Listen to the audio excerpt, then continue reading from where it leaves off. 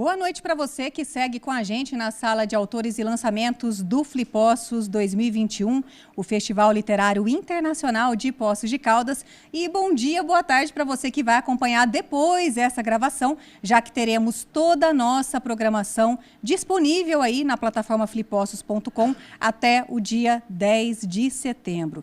Temos agora a penúltima mesa dessa edição 2021, a mesa que tem, inclusive, a tradução simultânea em Libras, língua brasileira de sinais, do Lucas Santos, que já está aqui com a gente gente também agradece muito a presença. O tema dessa mesa é a morte da empatia e o negacionismo. E eu convido e saúdo o Alexandre Gossan, que já está aqui com a gente, né, Alexandre? Seja muito bem-vindo.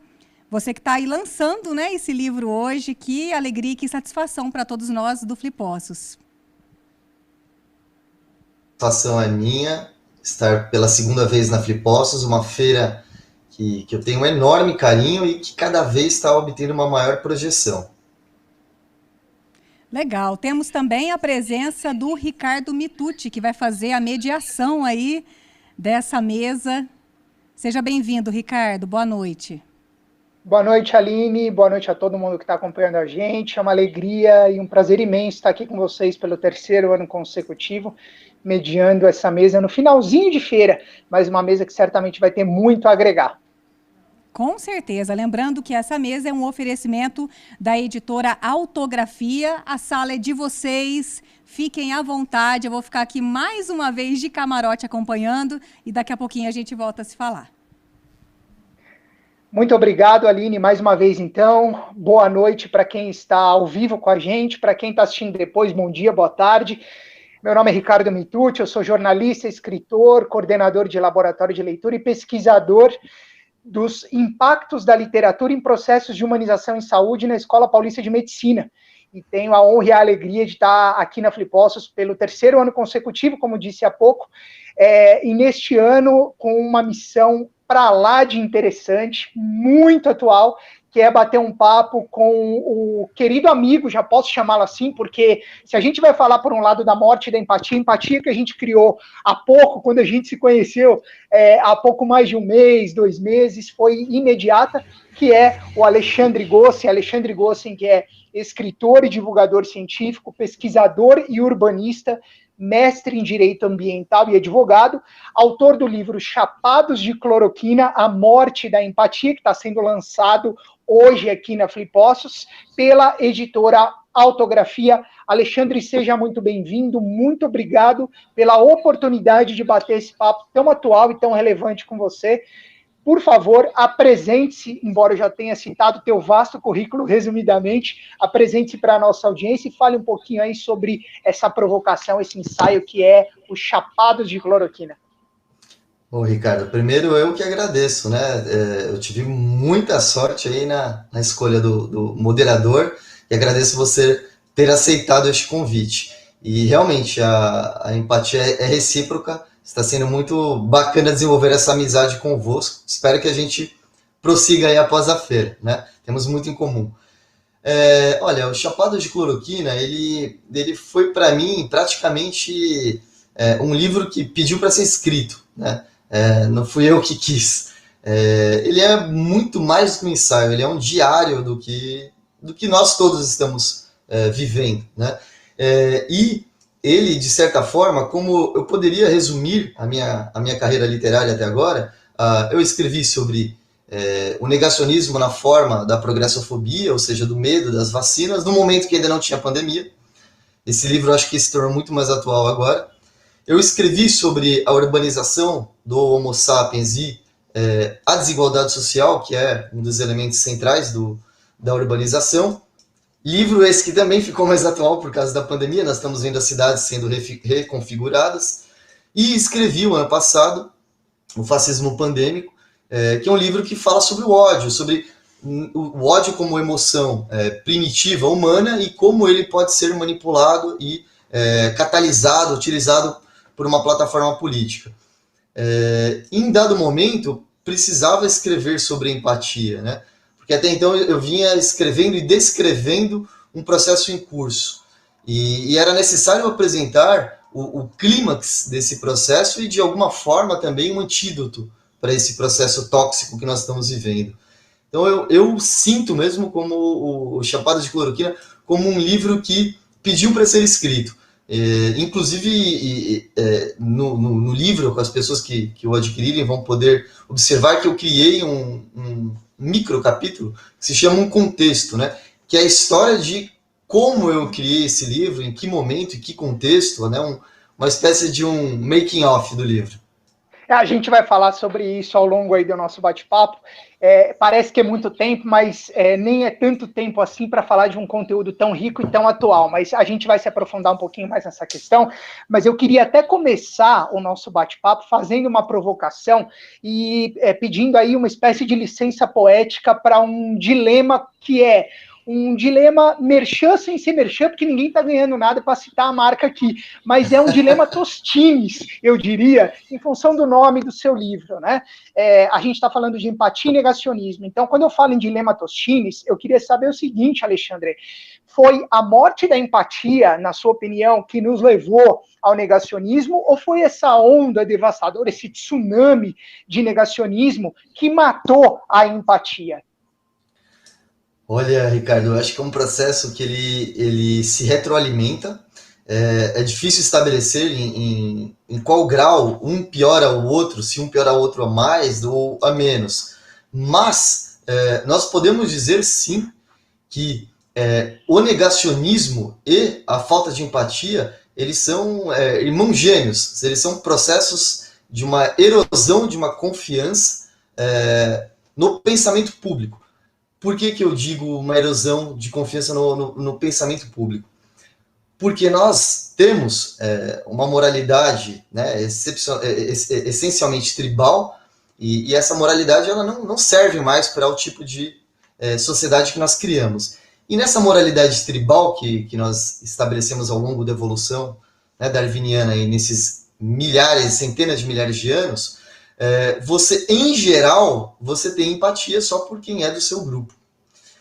Só que nós vivemos numa sociedade agora em que a gente não pode mais fazer esse tipo de segregação, né? Nós temos que buscar uma metamoralidade, uma moralidade que se aplique a todos.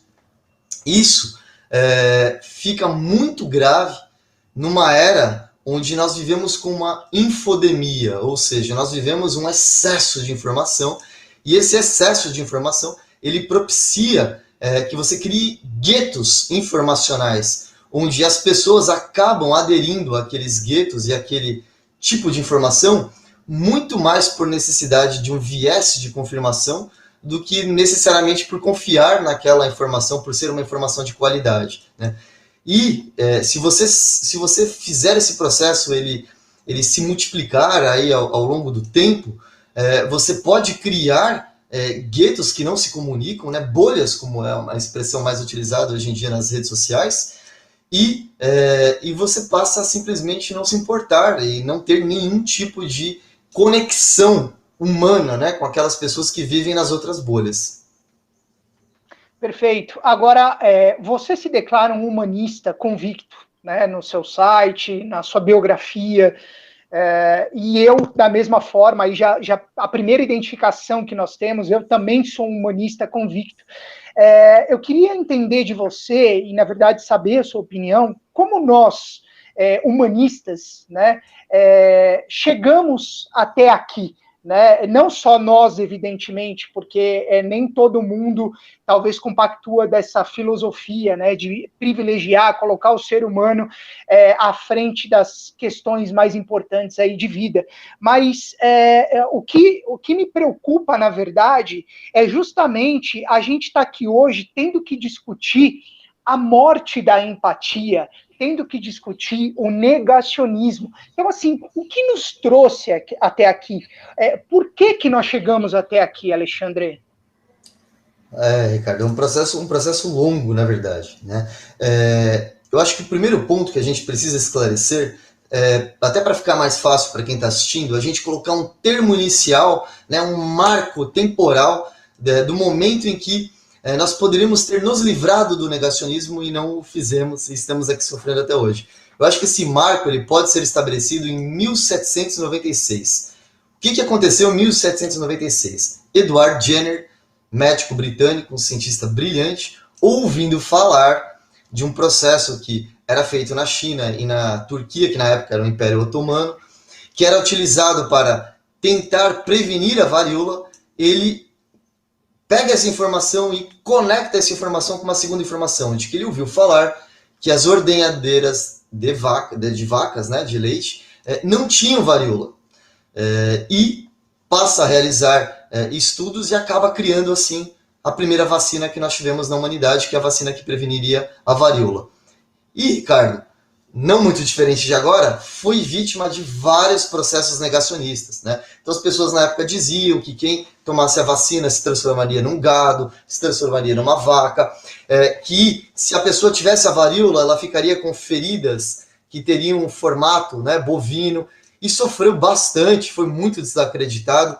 Ele aplicava as vacinas de graça no lado do consultório dele, num bangalô que ele criou, e foi vítima desse processo negacionista, inclusive dentro da academia. Só que existe uma diferença daquela época para agora. Naquela época existia um negacionismo fruto da falta de informação. E agora nós temos um negacionismo por infodemia, por excesso de informação e também porque existe um interesse político de um certo grupo em que as pessoas fiquem chafurdando na ignorância mesmo. Eu entendo que nós viemos parar onde nós estamos agora, porque esse processo ele foi multiplicado à enésima potência, quando no final dos anos 90, para início dos anos 2000, um cientista britânico publicou um artigo na Lancet dizendo que as vacinas causariam autismo. E levaram anos para esse estudo ser desmentido, fez um estrago danado. Existiu uma multiplicação dessa informação pelas redes sociais, e isso se espalhou na Europa inteira, nos Estados Unidos, e houve uma mistura desse medo da vacina com uma utilização, por exemplo, pelo Partido Republicano nos Estados Unidos, pelo Tea Party, e por uma série de outros políticos negacionistas na Europa, né? E até que esse estudo fosse desmentido, o registro desse cientista fosse cassado, o estrago estava feito, e nós estamos sofrendo com isso até hoje. Até hoje tem gente que acredita que as vacinas podem causar autismo. Agora, esse processo, Ricardo, ele correu em paralelo com outro processo, e que na pandemia esses dois processos, como dois rios, se juntaram e formaram um rio muito caudaloso. Qual foi esse outro processo? A gente vive um processo de dessensibilização do outro, ou seja, a partir do momento em que houve um grande número de conquistas sociais, ou seja, vamos voltar lá para os anos 60, quando as mulheres conseguiram, né, com a criação da pílula, ter sua própria liberdade sexual, os movimentos afrodescendentes, né, marcaram ali posição. Olha, né, não podemos mais viver num país segregacionista como aconteceu nos Estados Unidos. E nós tivemos avanços que vieram ganhando aí o mundo nesses anos todos, o fim do apartheid na África do Sul. Mas a gente não pode achar, como Fukuyama, né, ele dizia no fim da história, que é uma guerra ganha, que acabou. Não acabou. Há um movimento contrário a isso, que é um movimento reacionário, um movimento que acha que, do mesmo jeito que nós temos o revolucionário, que ele topa qualquer negócio para mudar o mundo, nós temos o reacionário, ele topa qualquer negócio para o mundo não mudar. E esse movimento reacionário, como uma espécie de um sismógrafo social, ele conseguiu capturar que existem pessoas ressentidas com esses avanços. E ele conseguiu capturar esse movimento e oferecer uma plataforma política. Olha, nós pensamos como vocês, nós achamos que tudo isso é uma baboseira. Esses cientistas que estão falando em aquecimento global, esses cientistas que estão falando em vacinas, na verdade, eles são pessoas que não são confiáveis, e confiável mesmo são os políticos.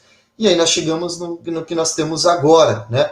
Um movimento que muitos chamam de tecnopopulismo, né? O que seria o tecnopopulismo? Ele seria o populismo descendente do Perón, do Vargas, né? Que por sua vez são descendentes dos movimentos fascistas, e que eles pregam um tipo de democracia hoje em dia que ela não é representativa, ela tem uma ligação direta com quem elegeu aquele líder.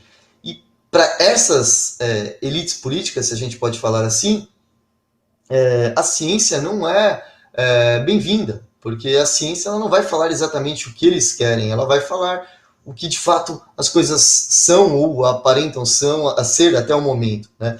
E isso tudo aliado a uma sociedade que valoriza muito a opinião, né, Ricardo? Acho que isso a gente vai até falar mais na live aqui hoje, mas opinião é só uma opinião, né? Ela não é mais nada do que isso. Fato é diferente de opinião, e nem todo mundo entende isso, né? Mas, enfim, o que me assusta e me surpreende não é nem só a descrença na ciência, mas é não levar a sério aquilo que a gente está vivendo. Então, enquanto a gente ainda estava aqui em off, antes de entrar ao vivo no debate, a gente estava falando sobre essa questão da possível onda de frio que deve chegar agora ao Brasil essa semana, né? Com temperaturas assim baixíssimas e alguns institutos falando até que talvez possam ser as temperaturas mais baixas do último século. Assim como a gente viu há poucas semanas o Canadá, que é conhecido por ser um lugar geladíssimo, com temperaturas exorbitantemente altas. Então, assim, você não precisa acreditar na ciência, né, para saber que tem alguma coisa errada com o clima, basta você ver e experimentar essa mudança de temperatura tão radical em países nosso, por exemplo, tropical, que nunca sofreu com frios tão intensos quanto esse que está prometendo chegar, e o Canadá com temperaturas acima de 50 graus, né? Mas enfim, vamos dar um saltinho, Alexandre, você falou do outro, né?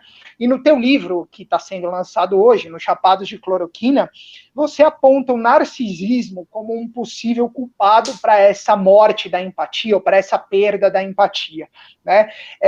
E, mais uma vez, eu como humanista, eu acredito plenamente que eu preciso do outro para me tornar uma pessoa melhor, para evoluir. Sem o outro eu me é pequeno, eu me empobreço, o outro me faz crescer, né? Acredito que você também, como humanista, compactua dessa ideia. Então, o que eu queria saber é sua opinião sobre o seguinte aspecto, mais ou menos, de novo, com a licença poética, aí o dilema Tostines, né? Mas foi a pandemia que nos desumanizou, tá? Ou é o ser humano que está se tornando cada vez mais egoísta e menos preocupado com o outro e com os outros, enquanto realmente coletividade, enquanto sociedade? Ricardo, é uma excelente pergunta. Não, obviamente que não vamos conseguir respondê-la hoje, né? E no livro também elucubramos, mas não temos como garantir isso, mas eu entendo que citando aqui um pensador incrível que é o Martin Buber, e na obra clássica dele, o Eu e Tu, eu entendo que a gente vem num processo já anterior à pandemia de reificação do outro, né? O Buber, para o espectador ter uma ideia rápida do pensamento dele, ele dizia que nas relações nós temos dois tipos de relação entre seres humanos, né? A relação do eu e tu e a relação do eu e a coisa, né? Que seria uma relação de reificação. E ele diz que a história da humanidade é uma história de migração da relação eu e tu, né? Lá desde da pré-história, para uma relação cada vez mais eu e a coisa. Uma relação de reificação, ou seja, o outro sendo coisificado, sendo transformado em um simples objeto para nós, na verdade, estarmos nos relacionando conosco. Se a gente também focar, por exemplo, em outros pensadores como o Freud, ele também falava que existia um risco na sociedade de massas de haver uma certa totemização, ou seja, nós começarmos a cultuar totens, em algum momento, inebriados, né, com narcisismo, nós poderíamos começar a nos cultuar. Eu entendo que esse é um processo histórico, já de alguns séculos para cá, embora seja um grande fã do iluminismo, seja um grande fã da revolução científica, e seja, de certa forma, eu respeito também bastante o liberalismo e o capitalismo, acho que eles trouxeram coisas boas para a humanidade, mas eles também trouxeram algumas coisas ruins que nós temos que modular, e uma delas é esse egocentrismo, esse individualismo exacerbado, né? Se a gente pegar, por exemplo, pensadores como a Lynn Hunt, que é uma historiadora da cultura humana, ela lembra, por exemplo, que não se pintava retratos na Idade Média de pessoas normais, só se pintava retratos de pessoas que realmente marcaram algo na história e tal. E, de repente, o burguês, né, ele começa a se sentir digno do retrato. Até aí, legal se parar aí, mas se a gente começar a entender que todos nós somos dignos de algum culto autorreferencial que ignore o tu, né, do Martin Buber, o outro, aí isso começa a ficar um pouco complicado. E eu entendo que a pandemia, ela só serviu, na verdade, como um espelho para mostrar um processo que já vinha acontecendo. E aí a gente pode reduzir esse raciocínio ao quê? Por exemplo, olha, poxa, não é o momento de eu ir numa festa rave, né? Muito menos eu fazer uma festa rave. Mas, poxa, eu quero muito, eu vou, né? E isso eu acho que é absolutamente chocante, porque eu posso não morrer, eu posso não ficar com o Covid, eu posso não adoecer, mas e o tu? Exatamente. Exatamente. E eu acho que isso mostra essa despreocupação que a mim soa bastante preocupante de algumas pessoas nesse contexto em relação ao outro, né? Então é a morte da empatia, como você disse, né? De maneira bastante provocativa, mas real, e também a completa ausência do exercício da alteridade. Né? Então, assim, de fato, um momento bastante complicado esse que a gente ainda vive. E aí eu queria aproveitar esse gancho e recuperar o que você falou há pouco, justamente sobre a escrita do seu livro. Né? O livro pediu para ser escrito, mas você, até na divulgação do seu novo livro, a assessoria de comunicação escreve que você começou a elaborar essa ideia no momento em que você se sentiu muito impactado, incomodado, no final de 2020, principalmente, com aquelas aglomerações, festas clandestinas, que começaram a acontecer naquele momento de ínterim entre a primeira e a segunda onda, vamos chamar assim, aqui no Brasil, né? Só que desde então, Alexandre, a gente está falando aí de um período de mais ou menos quase 8 meses, né? Muita coisa parece não ter mudado, porque é o que você falou agora, e ainda ontem eu sou testemunha, eu estava de carro com a minha esposa, eu passei em frente a um local que estava havendo uma festa com um monte de gente jovem junta, num espaço minúsculo, todo mundo sem máscara, né? Então, assim, parece que aquilo que te incomodou há 8 meses não mudou muito agora, né? Então eu queria saber de você o seguinte: o que você diria a essas pessoas para quem aparentemente a pandemia parece ter acabado, está todo mundo vacinado, está todo mundo bem, está todo mundo livre de qualquer tipo de risco? O que você diria para elas, além de leia meu livro e caia na real? Olha, eu diria que nós precisamos urgentemente resgatar o sentimento de interdependência, né? Muito caro, por exemplo, a filosofia budista. Eu não tenho religião, mas como humanista, né, a gente admira as religiões e as filosofias como produto humano, né? E lembrar essas pessoas que estão morrendo, talvez elas sejam sortudas de não conhecer ninguém, mas elas são filhas, são netas, são avós e avós de alguém, né? Nós tivemos a publicação essa semana, eu acho que você deve com certeza ter visto, que o Brasil está proporcionalmente com o maior número de órfãos da história, né? Ou seja, não foram só, como para algumas pessoas não sensibiliza, né, idosos morrerem, mas não foram só idosos que morreram. Outro dado importante que talvez as pessoas não saibam o número de mortes, né? O maior causa de mortes das pessoas de 10 a 19 anos no momento no Brasil é o Covid. Então, não são apenas, já que para algumas pessoas os idosos não têm tanto valor, o que eu acho um absurdo e uma espécie de eugenia, né? Terrível, repugnante. Exato. Mas, já que a gente tem que usar, como na campanha de imunização, você tem que usar vários argumentos para que as pessoas vão se vacinar. Ninguém fica feliz de tomar uma espetada no braço. Mas o que eu diria para essas pessoas é o seguinte: olhem para o que está acontecendo fora do Brasil. A pandemia ela é cíclica e ela não tem a mesma cronologia. Então, nós temos que prevenir as ondas olhando para fora do país, o que está acontecendo fora do país. Nós estamos vendo já na Europa uma possível terceira onda levantando. Nós temos a vacinação, ótima, a vacinação é a saída. Mas a vacinação, ela é uma das armas, ela não é a única arma. E ela tem uma velocidade, Ricardo. Não adianta, nós não temos como utilizar apenas a vacinação.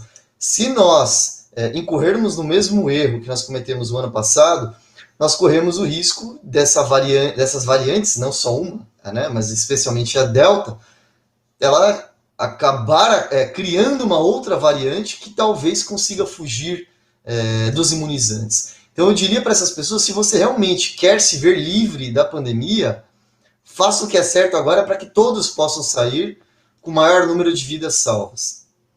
Sem dúvida. Saudade de festa, saudade de confraternização, saudade de dar um abraço gostoso num familiar. Todos nós temos, mas claro, se a gente não tiver esse senso, essa consciência, esse senso de coletividade, vai tardar ainda mais para que esse momento volte a acontecer. Eu acho que esse é o recado que fica. Ainda anteontem eu estava conversando com um colega jornalista holandês e ele pergunta, né, como é que estão as coisas aí e tal, e aí eu falei, e aí, como é que tá? Ele falou, Ricardo, de novo preocupante.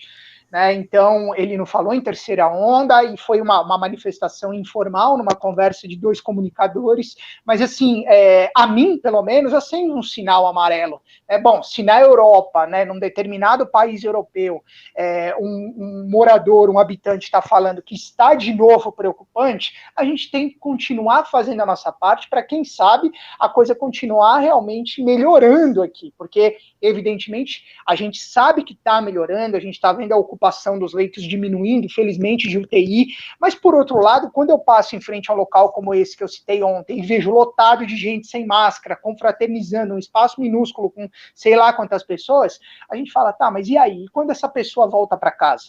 Né, e os pais dessa pessoa, os avós, os irmãos, então, enfim, vamos evoluir, vamos seguir com o nosso papo. Eu queria saber também de você, Alexandre, aí uma parte que me diz respeito muito intimamente, que é a sua opinião sobre o papel da imprensa e das redes sociais, especificamente, nesse contexto todo de pandemia, mas principalmente para que nós chegássemos nessa realidade que você coloca no seu novo livro, né, de perda de empatia e de onda de negacionismo. Qual a responsabilidade dessas duas fontes, digamos assim, né, de informação, ainda que uma, habitualmente, historicamente, a gente tenha acostumado a acreditar, então saía no jornal, saía na TV, ouvia no rádio, a gente confiava. Hoje a gente já fica até mais com o pé atrás, né? Mas pior do que isso é rede social, muita rede social, muita suposta fonte de informação que não é nem um pouco confiável. Então, assim, na sua opinião, qual o papel, a responsabilidade de imprensa e de rede social nesse contexto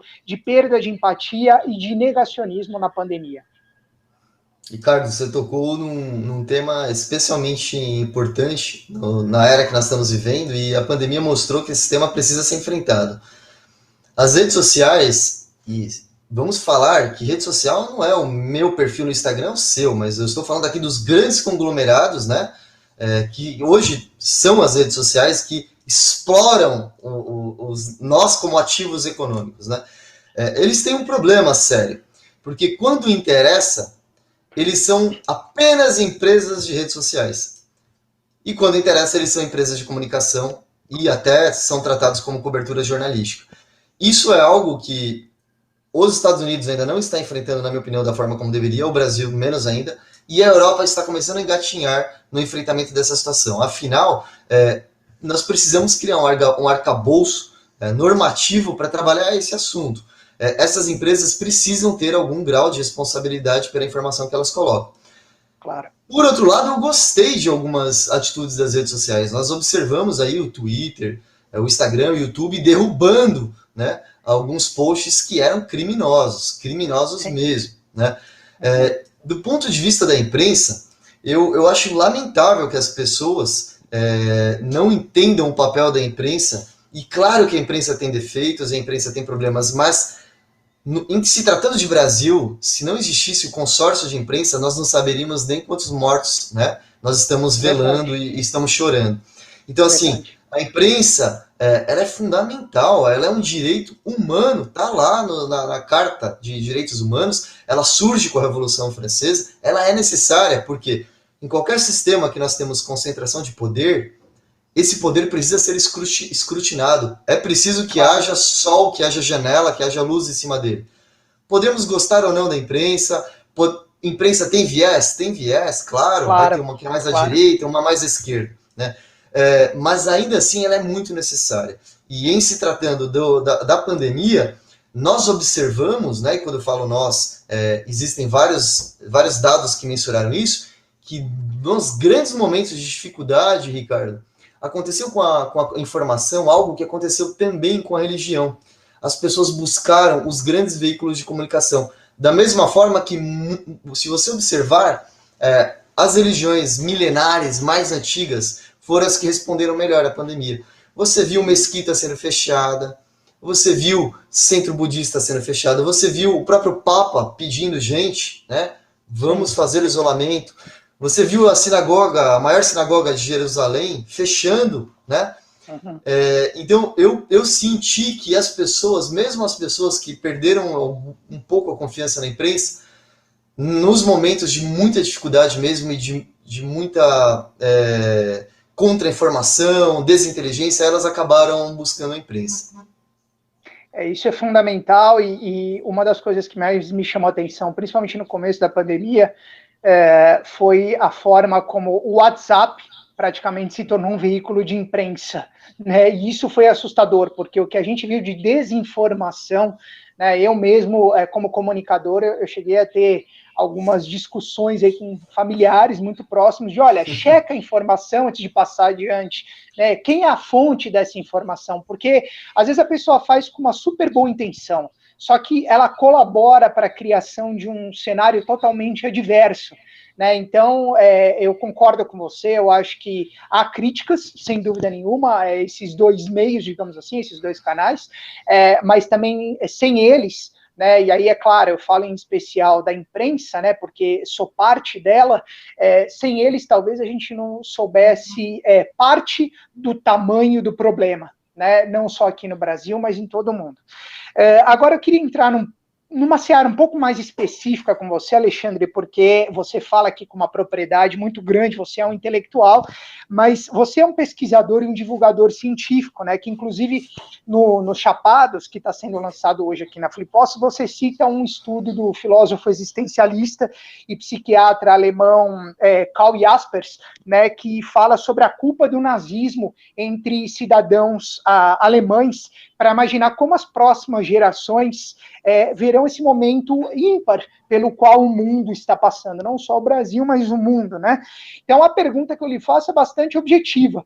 Para você, como os nossos filhos, netos, bisnetos, trinetos vão enxergar, o que eles vão dizer da forma como nós enfrentamos esse momento tão ímpar, tão especial, ainda que trágico, evidentemente, da nossa história, Alexandre?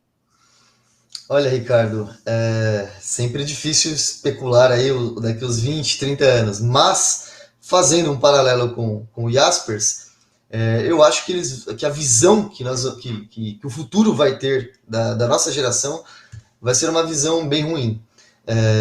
Eu acredito que vão enxergar como uma geração deveras alienada, extremamente egocêntrica, narcisista, e uma geração que tinha um canhão nas mãos, que são as redes sociais, que produzem, né, informação e dados numa velocidade espantosa, mas não sabia o que fazer com esse canhão, né? Não soube modular a capacidade incrível que a imprensa tem em depurar a informação, né, e precisa daquele tempo para usar esse canhão da melhor forma possível.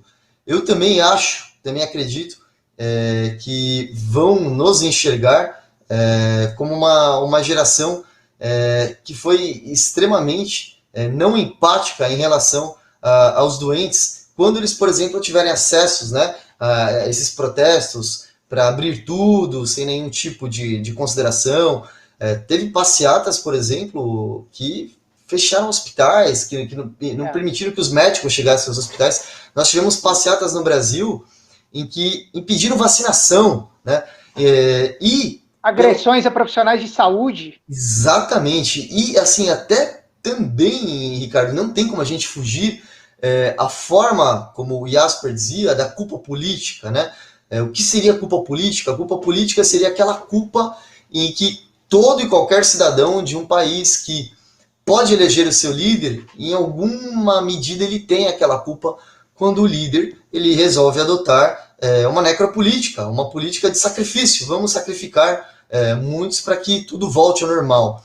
Então, espero que a gente consiga melhorar como sociedade nas próximas décadas, mas eu penso que o julgamento será bem severo, de uma forma que a gente enxerga com muita severidade a sociedade alemã dos anos 30 e dos anos 40, né? E Exato. como o Jasper falava quando ele pesquisou os alemães dos anos 40, poxa, ninguém sente culpa, ninguém sente remorso. Não, eu não sabia. Não, mas e as câmaras de gás eu não sabia. Mas e a perseguição aos jornalistas eu também não sabia. De repente ninguém sabe. Será que nós também vamos falar que nós sabíamos dos quase 600 mil mortos? É uma pergunta para lá de provocadora que dói, né? Mas ela precisa ser feita, porque de fato acho que o legado que a gente deixa para essas futuras gerações enquanto sociedade é preocupante. Eu concordo com você. Agora, a gente falou de ciência, né? E há pouco falávamos de imprensa e redes sociais, e aqui você, de novo, enquanto divulgador científico, eu sou um mestrando na área de saúde, uma das principais universidades do Brasil, que é a Universidade Federal de São Paulo, Escola Paulista de Medicina. Eu acredito que você também se incomoda muito com esse achaque, com esse ataque da ciência, né, nesse momento de pandemia aqui no Brasil.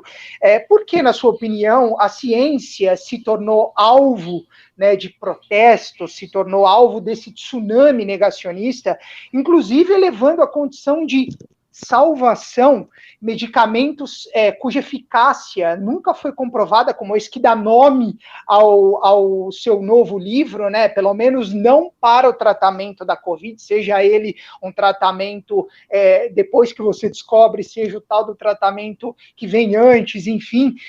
Mas por que a ciência virou alvo, na sua opinião, Alexandre? Ricardo, a gente precisa voltar aí os anos 20 e os anos 30. O tecnopopulismo, esse movimento político que se espraiou por vários lugares do mundo, a gente pode citar o Orbán na Hungria, nós podemos citar o Trump nos Estados Unidos, podemos citar N políticos, né? Inclusive o nosso presidente. O tecnopopulismo, ele trabalha com conceitos muito caros mesmo, ao movimento fascista. Podemos aqui ficar discutindo se é fascista ou não é, mas o fato é que ele tem no seu DNA alguns elementos que lembram bastante o fascismo. E um desses elementos é uma espécie de anti-elitismo, anti-academicismo, anti-cientificismo.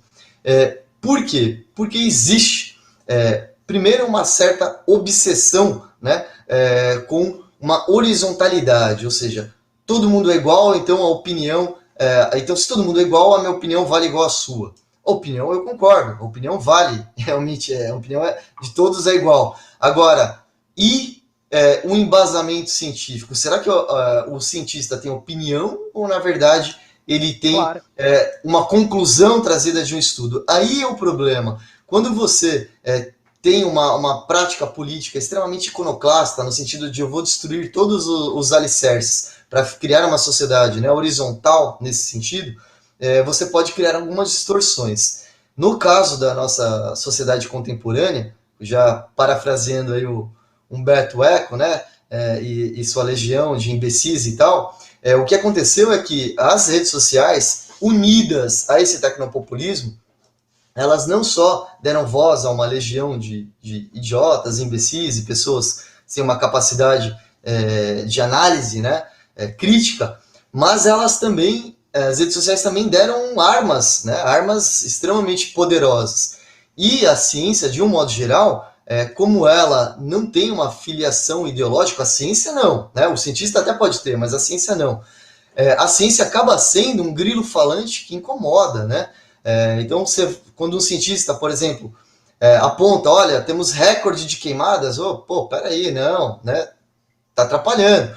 Olha, gente, ou como o próprio Bill Gates vinha falando já há alguns anos, olha, nós podemos ter uma pandemia a qualquer momento, né? Olha, esse vírus ele se transmite de uma forma assintomática, portanto, não adianta você falar em isolamento vertical, onde você só isola uma parte das pessoas. Então, a ciência ela acaba trazendo informações que agridem aquela plataforma política, e ela vira um alvo, né? E aí começa todo um trabalho de desconstrução. Você é da USP, você sabe, né? A balbúrdia, o antro dos maconheiros, e existe uma desconstrução nesse sentido. E, infelizmente, Ricardo, a sociedade brasileira nunca valorizou a ciência, né? Nós nunca...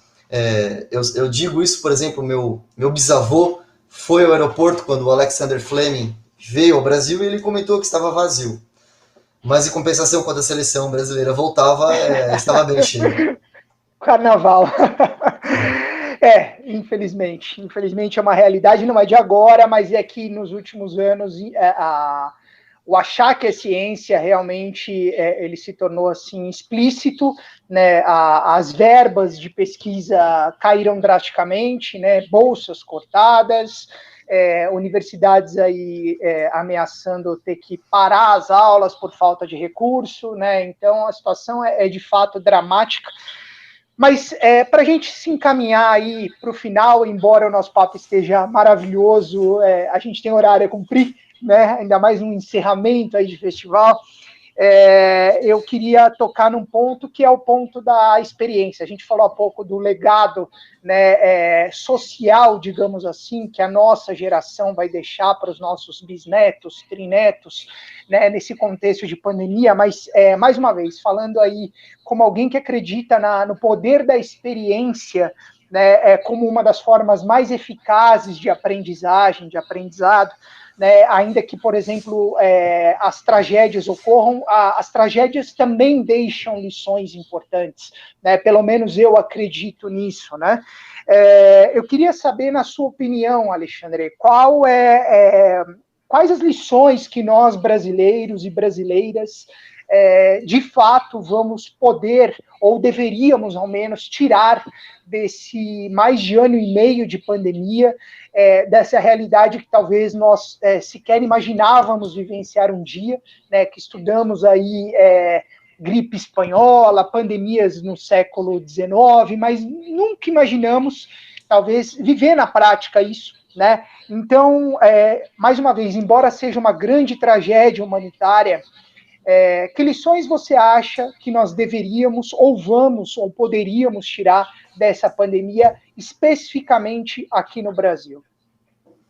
Eu acho que a primeira lição de todas, ela é no sentido de que o liberalismo predatório, darwinista, ou seja, de que nós não precisamos do Estado, que a iniciativa privada pode resolver tudo, caiu por terra, né? Isso não tem o menor cabimento, e nesse sentido eu acredito que temos que falar do SUS, né? O SUS demonstrou ser uma potência e precisa de mais e mais investimento, e o SUS foi, inclusive, o que permitiu que muitos brasileiros não morressem em casa como morreram, por exemplo, em Nova York, né? O prefeito contou em várias entrevistas que muitos cidadãos americanos nem se dirigiram ao hospital pensando, não, eu não vou ter como pagar a conta e vou deixar uma conta para minha família aqui, que vai levar gerações aí para ser paga. Então, eu acho que esse é o primeiro ponto. O segundo ponto é que nós temos que também fazer uma avaliação e uma autocrítica do nosso modelo ambiental. A pandemia, o vírus pode ser algo natural, o vírus pode estar presente na natureza, mas a pandemia ela tem um componente aí urbanístico e ambiental, no sentido de que nós estamos encurralando cada vez mais patógenos silvestres, na medida em que as cidades estão se conurbando, né, estão encostando umas nas outras, e estamos eliminando as áreas de preservação permanente. Quando isso acontece, nós começamos a eliminar os hospedeiros desses patógenos, e esses patógenos têm a possibilidade de saltar para outras espécies. E pode ser um grande negócio do ponto de vista evolucionário para esse patógeno saltar de um animal, né, de uma espécie que está sendo extinta para o Homo sapiens que somos nós. Temos também que avaliar isso e talvez criar algum tipo de controle multilateral, uma espécie de uma agência, né, microbiológica, para monitorar, porque senão nós vamos acabar... essa pandemia, Ricardo, ela, de certa forma, pelo menos no meu sentido, ela já é uma continuação da gripe espanhola. A gripe espanhola foi um cartão de visitas. Só que agora a globalização é muito maior. Então nós temos que pensar sobre isso. Eu acho que é outro legado importante, né? E um terceiro legado que eu vejo como extremamente conclusivo, nós temos um embate muito violento entre cosmopolitas e tribalistas, né? Entre globalistas e nacionalistas. Ficou claro que não dá para enfrentar uma pandemia se cada país erguer lá sua fronteira e legislar como quiser, trabalhar as vacinas como quiser. Não dá, não dá.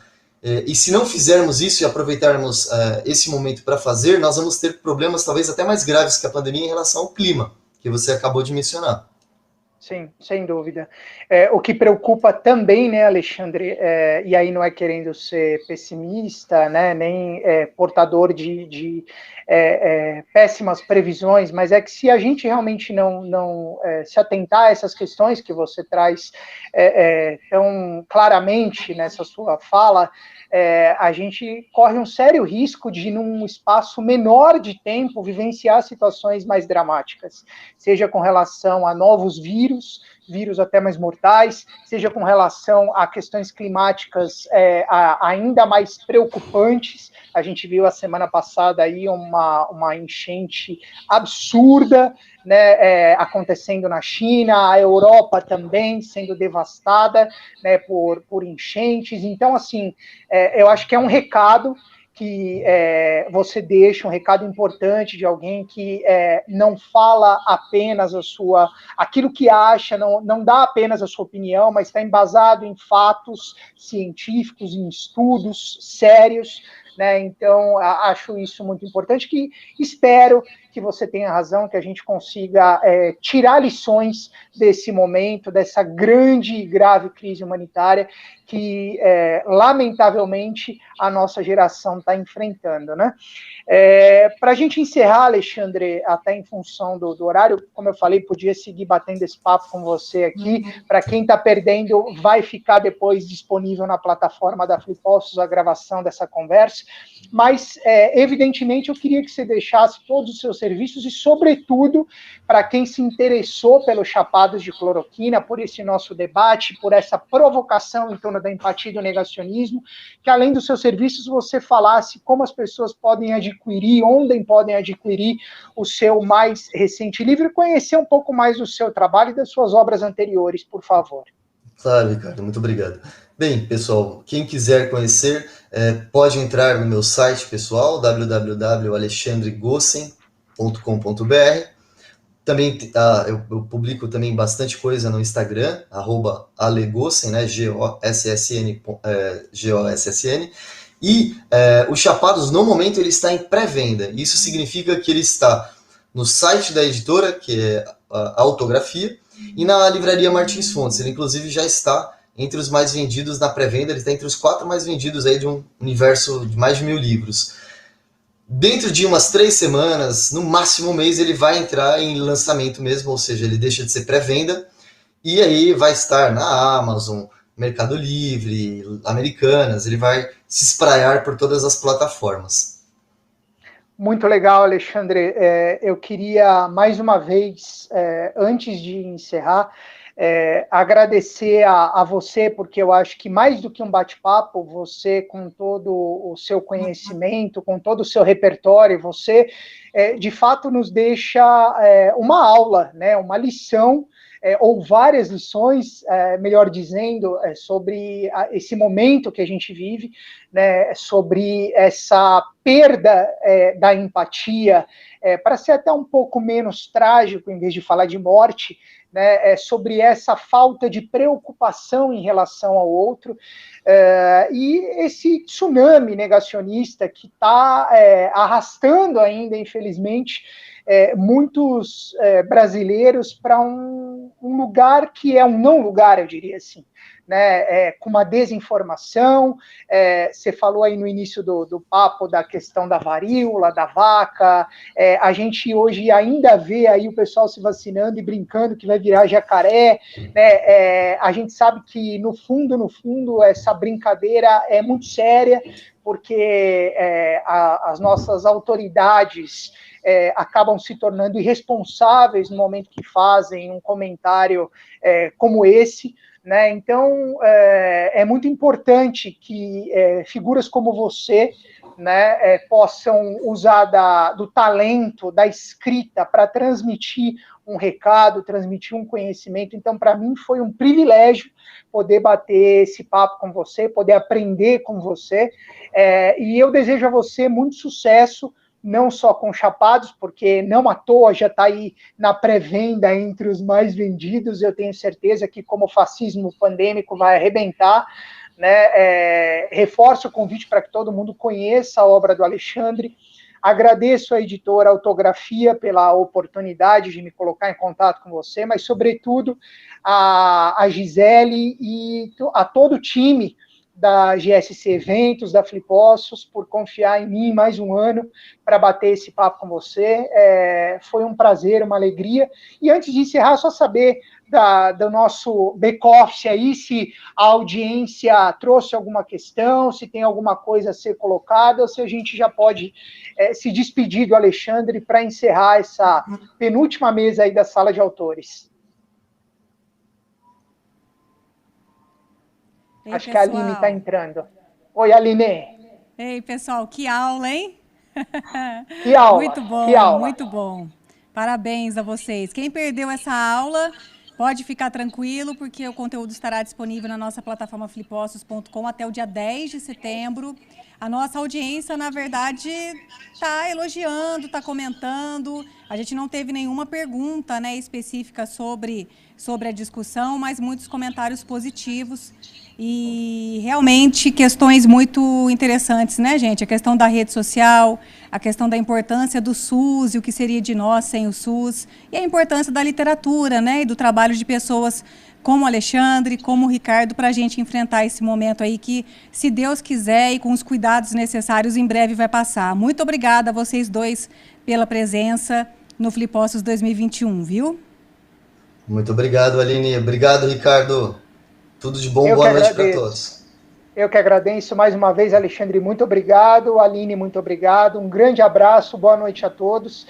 E creiam na força transformadora da literatura e dos livros. Os livros humanizam, os livros nos engrandecem, são ótimos passatempos, mas nos colocam em contato com o humano, né? Seja na ficção, na não ficção. Então, acreditem na força transformadora dos livros. Esse é um recado que eu deixo para encerramento dessa mesa. Uma boa noite a todos e até a próxima oportunidade, se Deus quiser. Até a próxima. Super recado. Até a próxima, pessoal. Um grande abraço. E a gente agradece também ao Lucas Santos, que esteve conosco nessa mesa, fazendo a tradução simultânea em Libras, a língua brasileira de sinais. A gente vai fazer um intervalo bem rápido e, na sequência, a gente vai ter a nossa última mesa dessa edição Flipossos 2021, que é a mesa A Cor da Pele, com John Verscher e Tom Farias, em um oferecimento da editora Ediouro, a partir das 7h30 da noite. Dá tempo aí de você tomar uma aguinha rapidinho e retornar à nossa sala para acompanhar essa última atração desse domingo, 25 de julho, aqui em flipossos.com. Até já!